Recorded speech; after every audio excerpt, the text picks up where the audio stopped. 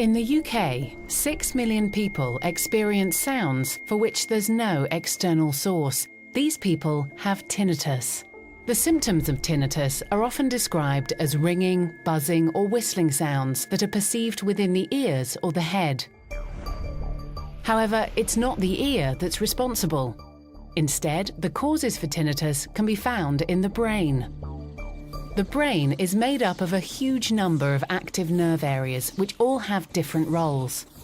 Sound information is processed via a very specific brain area known as the auditory cortex. The auditory cortex is divided up into areas that are responsible for processing different pitches in a similar way in which keys would be arranged on a piano.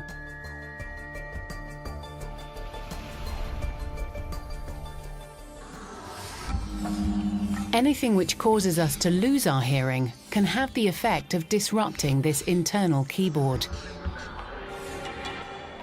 This could be caused by medication, loud noises, or just the natural aging process. Due to this disruption, there's a reduction of activity in the keyboard areas affected by hearing loss, and the nerves that make up the area can start to fire spontaneously. This is called neural synchronization. Or to put it another way, if the ear no longer talks to the auditory center, then the nerve cells in the auditory center begin to chatter in an overactive and unregulated way.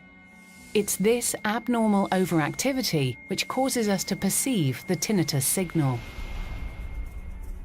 Over time, this abnormal activity becomes permanent.